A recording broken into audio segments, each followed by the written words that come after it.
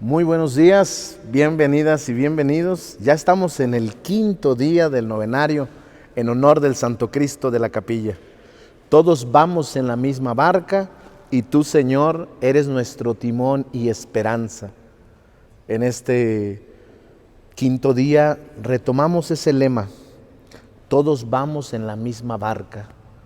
Nos ha dicho el Papa Francisco que la pandemia ha hecho que tomemos conciencia de que todo está conectado, de que todos estamos relacionados y de que no podemos salir adelante solos, que tenemos que renovar esta capacidad de vivir en comunión con los demás. Todos vamos en la misma barca.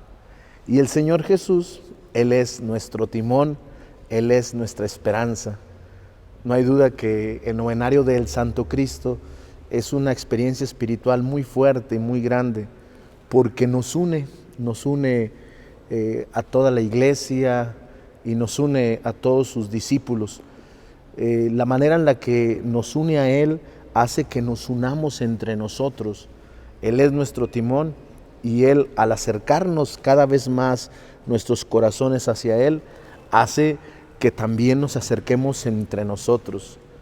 Hoy escucharemos en la aclamación al Evangelio ese signo tan bello de Jesús, donde dice: cuando dos o más se ponen de acuerdo para pedir algo, mi Padre Celestial siempre se los concede, porque donde dos o más se reúnen en mi nombre, ahí estoy yo en medio de ellos.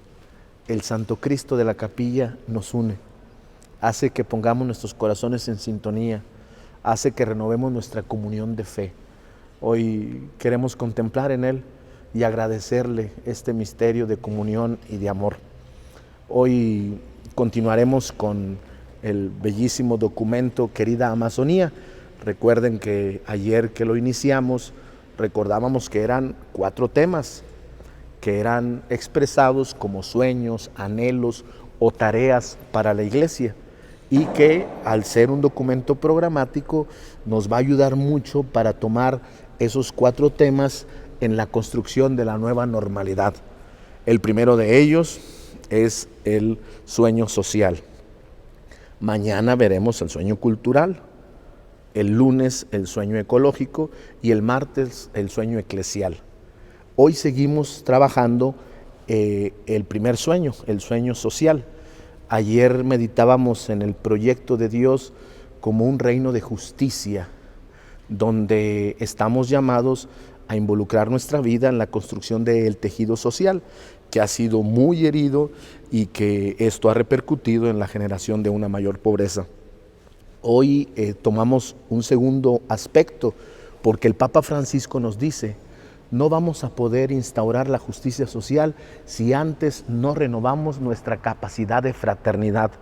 Si no renovamos nuestro espíritu de comunión, no va a ser posible fortalecer ese tejido social y la atención especialmente a los más necesitados.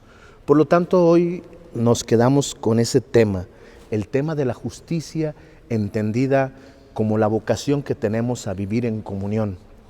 Y este tema lo ha tocado el Papa Francisco mucho, precisamente porque reconocemos que el individualismo ha causado un grave daño en nuestra cultura. Reconocemos que las culturas antiguas tenían mucha capacidad de vivir en comunión. De hecho, la historia de la humanidad es una historia de comunión, y se tenía esa capacidad para formar a las personas en su dimensión relacional, en la capacidad de formar ese tejido social. Sin embargo, en los últimos siglos esto ha ido acrecentando el individualismo.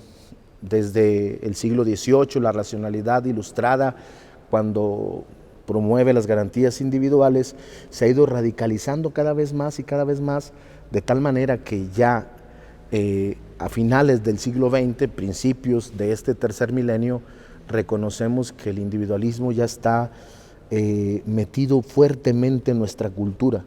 Y podemos decirlo, no ha habido en la historia de la humanidad un tiempo tan individualista como en el de hoy. La cultura que vivimos es permanentemente individualista. nuestras acciones, nuestra manera de vivir, nos va encerrando cada vez más en nosotros mismos. Nunca habíamos visto un individualismo tan fuerte y que dañara tanto a las estructuras sociales. Precisamente los dos fuertes daños que causa el individualismo, por un lado, esa ruptura del tejido social. Cuando una persona se aísla, cierra esa oportunidad a reconocer que estamos en una comunidad, en el bien común, y eso provoca rupturas. La indiferencia o el egoísmo, la voracidad de unos cuantos va haciendo que haya una ruptura en el tejido social, y esto en detrimento, ya decíamos ayer, de los más pobres. Pero por otro lado también atenta contra nuestra dignidad, porque el ser humano está hecho para vivir en comunión. La naturaleza humana es una naturaleza que es fruto de la comunión de amor de nuestros padres. Cuando nacemos entablando inmediatamente vínculos necesarios de comunión.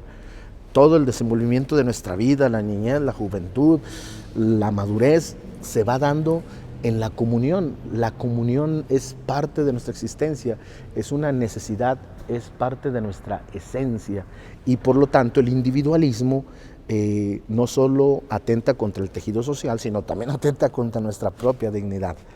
Hoy el Papa nos invita a profundizar en esta dimensión, a reconocer que en el proyecto de Jesús es un proyecto de comunión. De hecho, en la primera lectura hoy escucharemos al profeta Isaías, que anuncia la venida del Mesías como un tiempo donde se restaura la justicia, como un tiempo en donde las relaciones de unos con otros están en armonía. Y pone el ejemplo: estarán juntos la vaca y la osa, el lobo y el cordero, el novillo y el león.